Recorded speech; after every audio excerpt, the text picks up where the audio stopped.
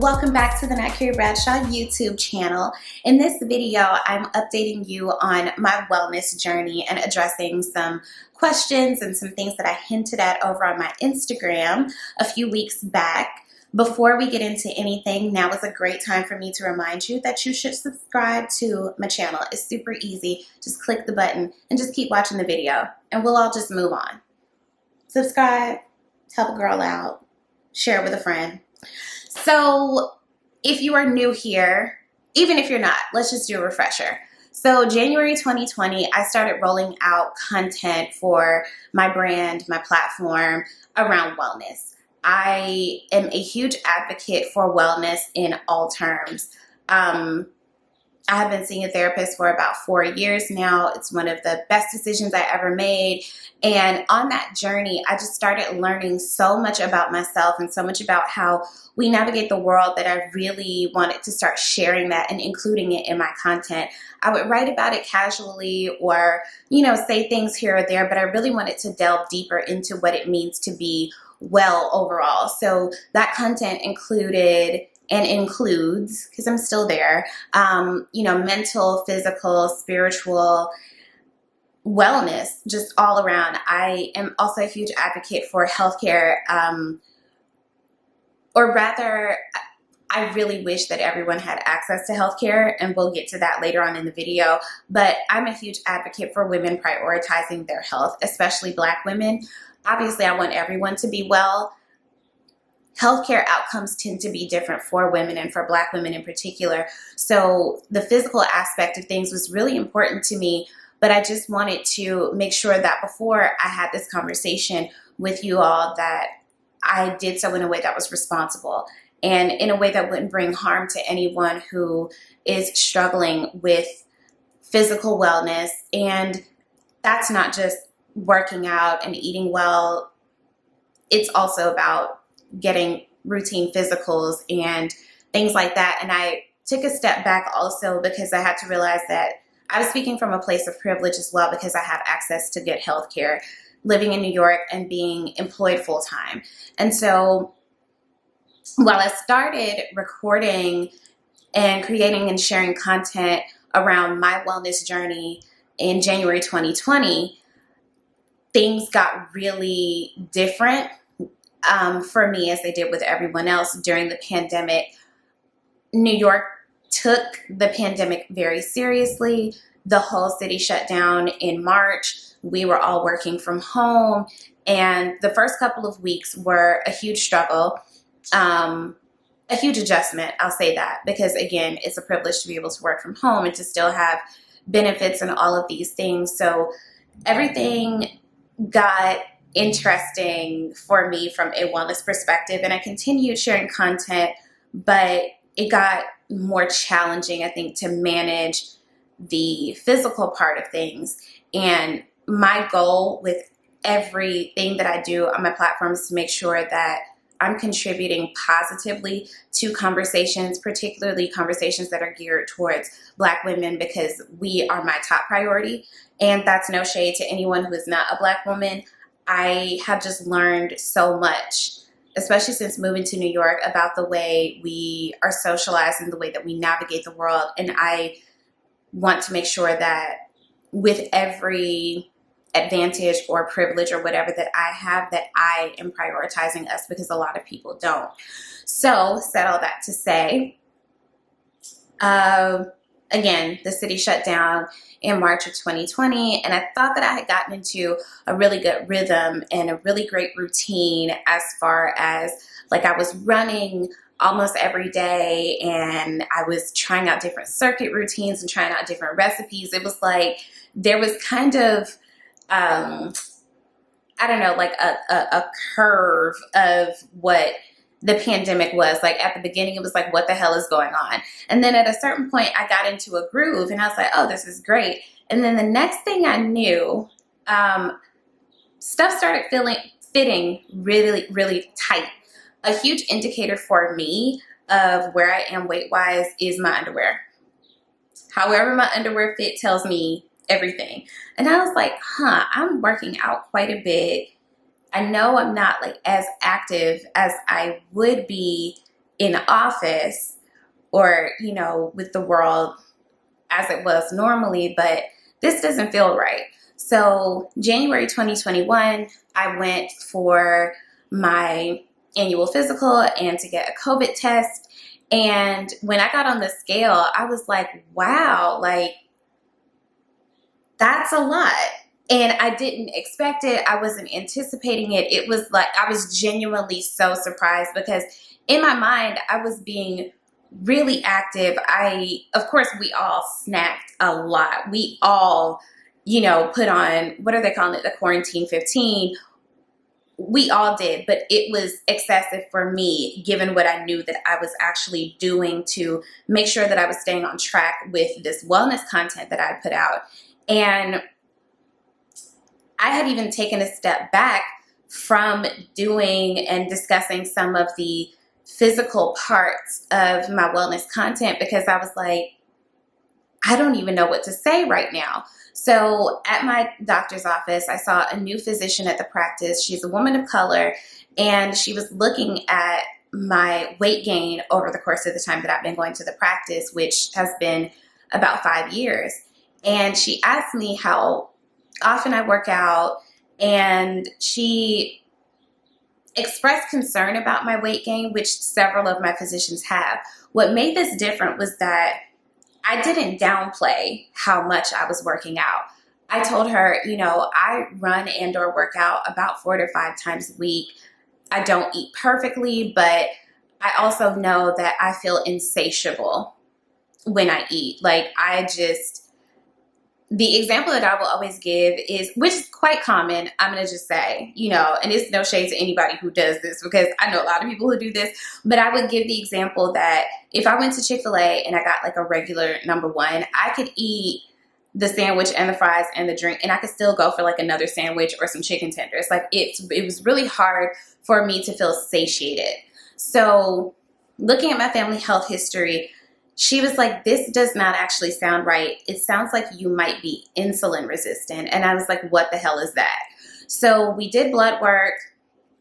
I came back for a follow-up, and she said, you are 100, I'm guessing that you're insulin resistant, but I'm going to send you to an endocrinologist to confirm that diagnosis. And I freaked out because I know what the hell that meant. And she said that based on my blood sugar levels, that I was quite close to being pre-diabetic, and that if we didn't take steps now, that by the time I'm 40, I would be a full-blown diabetic based on my family health history and based on what my blood work showed. And I'm a dramatic person. If you are new here, if you don't know me, if you can't tell, I am quite dramatic. Like I feel things very deeply. So I immediately burst into tears because I was like, what does this mean for my life? I was very freaked out. Not only by the number on the scale, because I didn't realize that my weight had gotten to the place that it had gotten, but I didn't know what this meant for my life. So she sent me to an endocrinologist who was absolutely amazing. I adore her. And I just want to say my physician was really helpful. Her bedside manner was amazing. She responded really well to my emotional reaction, by saying like, listen, as people of color, these are things that are common. I'm going to support you through this. I have your back. We're going to figure this out. Don't worry. Like, we're going to get through this. You're still a young woman. We can figure this out. This is the best case scenario in that we can address this now. So just to pull over here, I again want to say I recognize it is a privilege to have access to good health care. It's a privilege to be able to choose the kind of doctor that you get to go see, and to have a physician that's going to support you and not make you feel like an idiot. So I'm really, really grateful for that. And a part of wellness, a part of self-care is doing the hard parts, which goes beyond, face masks and bubble baths and online shopping. Not to say those things aren't important, but self-care also involves some of the hard things, which are going to physicals and hearing news that you aren't prepared for. So the endocrinologist that I went to is pretty popular in New York, and I was on a wait list to see her. So for about 2.5 weeks, I was just kind of stewing, just wondering like what the hell is going to happen to my body. I cried several times because I actually, to be honest, felt embarrassed because I didn't realize that my weight was where it was. And just to pull over here again, a part of me learning about diet culture, about fat phobia, and all of these things was me evaluating what this meant for me. And that's also why I have taken about 6 months to even have this discussion with you guys on my channel, because I wanted to make sure that I wasn't feeding into any of that. I wanted to make sure that I wasn't saying anything that was going to be harmful to anyone who struggles with body issues, who struggles with health issues. And I just didn't want to contribute negatively to conversations around body image and things of that sort. My priority, again, is to help people to feel better, not to drag anyone down. But I'm going to be very honest about what this process was like for me.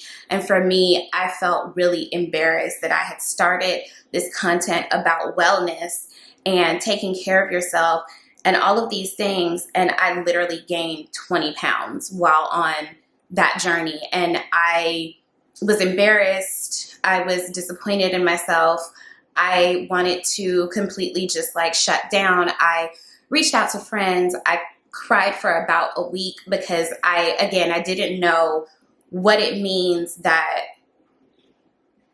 I had this diagnosis. I didn't know what it meant to move forward with it. And I just felt immediately incapable of doing anything about it. I was just like, I have been trying so hard to manage my weight and my eating, and I physically don't feel like I can. I physically don't feel like I can stop myself from eating things that I want to eat. And yeah, I was devastated and I was afraid. Because I just felt like I was going to continue gaining weight and that I was going to get sick. I had already made it up in my mind that I'm going to have diabetes and this is going to be like a lifelong struggle. And I, made every assumption in the world. I jumped to every conclusion about what I was capable of. So I get to see the endocrinologist, and FYI, endocrinologists are doctors who specialize in the study of hormones. Typically people who are diabetics regularly see endocrinologists. And again, the woman who I went to is absolutely amazing. She really explained to me, this is not a you problem.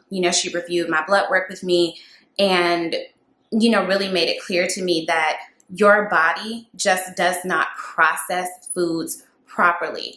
Insulin resistance basically means that your body holds on to blood sugar within your bloodstream so that it does not actually go out to your cells to process blood sugar into energy. So it holds on to that blood sugar, and it increases your levels, and that can eventually lead to type 2 diabetes, obesity, all of these different things. Again, I'm not a medical professional. I'm telling you based on what I have read, and I'm going to put resources in the episode description if you want that explanation in a little bit more detail. But the fact that she reassured me that this is not a reflection of who you are, and this doesn't mean that you have not worked hard enough. What this also helped me to understand is that a part of diet culture and a part of the way that we're socialized as people, as women, as Black women, is that when things aren't going the way that we desire for them to go, we automatically look at ourselves and blame ourselves for it. So one thing that I realized is that when I was talking to my other doctors about my level of physical activity, I downplayed it because I wasn't getting the results that I wanted to get on the scale or with my clothing. Like, I was working out really, really hard and not getting much of anywhere, and my appetite just never quite changed. Like, I was always hungry and I did not feel capable. Physically, I didn't feel capable of not eating. And so where people would be like, doing all these different meal preps and like, oh, I just had like a handful of almonds and I was fine. I'm like, that shit ain't never worked for me. Like, what kind of almonds you got, girl? Are they at Trader Joe's? Like, these common things that people would do to kind of curb hunger never worked for me. And And so I just assumed that it was me. I felt like I just didn't have enough self-control, or I didn't have enough discipline, and I needed to work harder. That is a part of what diet culture does. And diet culture is such a huge part of our society that I didn't even realize how much it affected my thinking about myself. Another part of what I was learning during the pandemic and working with my therapist is mindful self-compassion. I had no self-compassion for myself whatsoever when it came to things about my body. I just always felt like I need to work harder. I need to try harder. I don't know what's wrong with me. I would beat up on myself so much. And if you're an emotional eater and you eat for comfort, which is something that I do outside of being insulin resistant, it makes it worse. The more you beat up on yourself, the more you do these harmful behaviors, or these behaviors that are not productive for you. So again, my endocrinologist was amazing at helping me to identify and unlearn that it's not always you. And it's really easy for people to convince women that you're great, but you can always do X, Y, and Z to be a little bit better. But there are some things that are actually just beyond our control. Everybody is not meant to be a certain size. Everybody is not meant to be a certain skin color or to have certain kind of hair or whatever. But there are so many industries that are predicated on telling us that we need to be and do and look these certain ways, while a lot of brands have adopted this like theme of women's empowerment and you can do anything. They also kind of tell you at the same time, you're great, but you could always be a little bit better. So here are some things that'll help you do that. Buy our things, buy our stuff. And I really had to sit with that. And it was, that in and of itself was actually a relief, just to know that I was working really hard, but I was downplaying it to my doctors.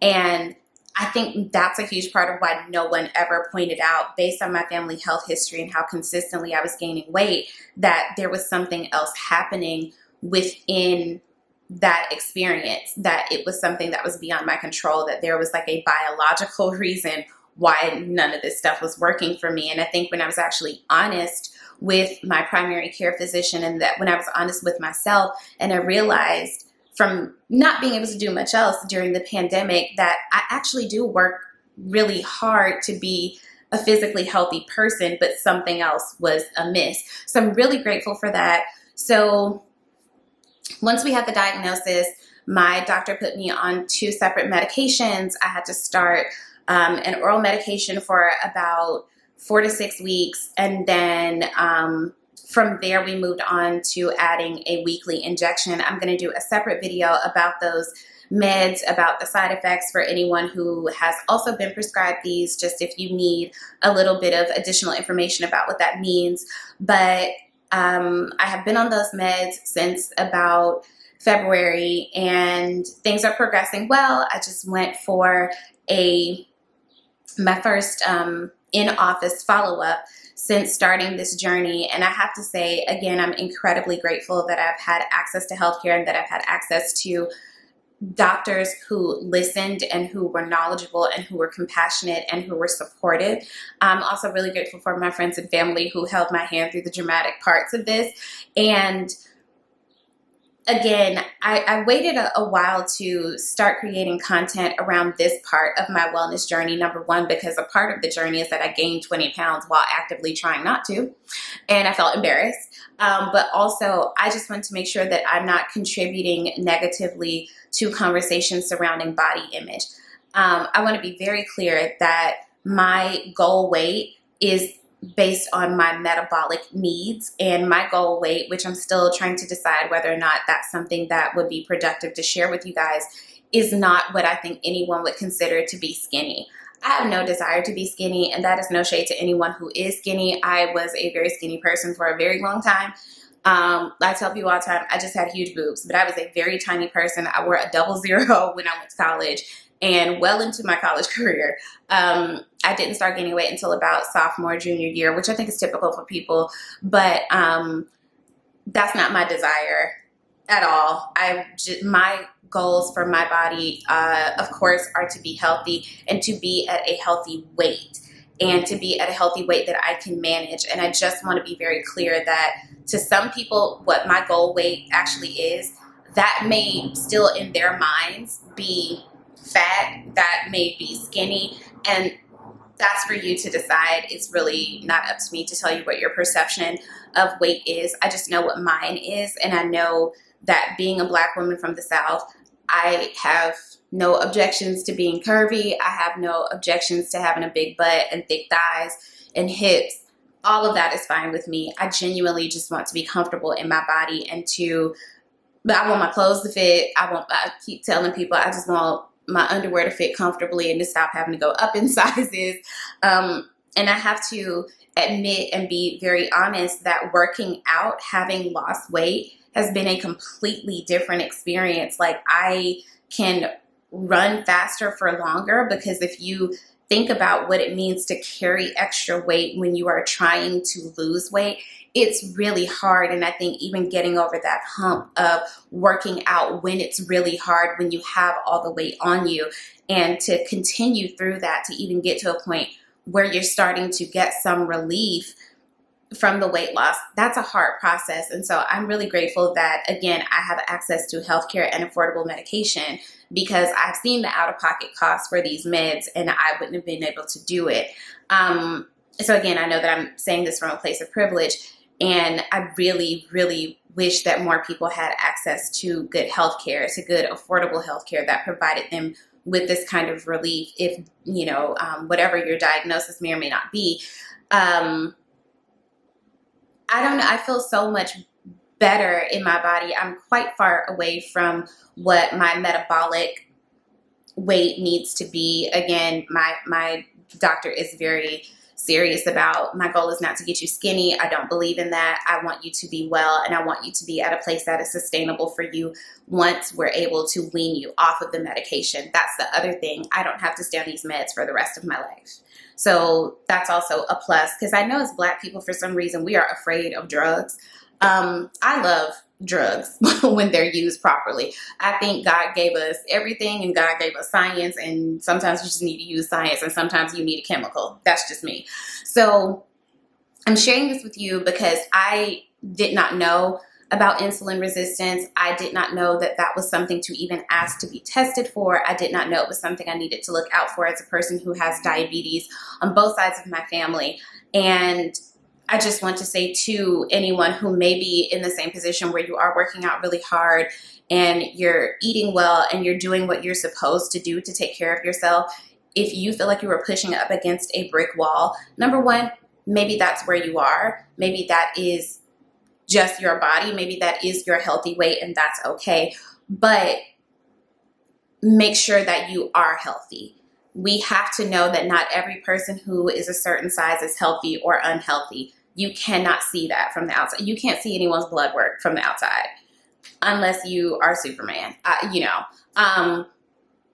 So we can't make assumptions, but I just want to say that from a personal perspective, if it's something personally that you have questions about and you want to make sure that you aren't on the fast track towards diabetes like I was, and you have access to healthcare, definitely ask your doctor if that's something that you can be tested for. And that's my main goal in sharing this with you. It's not to say everybody should go get tested for this and everybody needs to be on a weight loss journey. Absolutely not. If you are healthy and you are well and you are comfortable in all of those things, more power to you. I support and celebrate you. Again, this is just my personal experience that I wanted to share with you all. I'm going to be creating some follow-up videos, again, to talk about the meds that I'm on, some of the side effects that I personally experienced for anyone who has been prescribed those meds, and some other content surrounding this part of my wellness journey, but I am still on it. Journeys are not linear. They are not straightforward at all. So I just felt that it was important for me to be transparent about the really hard part of this, because I really did struggle with that diagnosis and with seeing that number on the scale to begin with. And that in and of itself is a whole thing. So I hope that this has been helpful. My goal, again, is not to be harmful to anyone or to make anyone second guess themselves, but just to let people know that this is a diagnosis that is quite common and that is treatable. So I hope that this was helpful. Again, be sure to like, share, comment, and subscribe, and I will see you guys later for more content surrounding this and other topics. So check back in with me. All right, bye.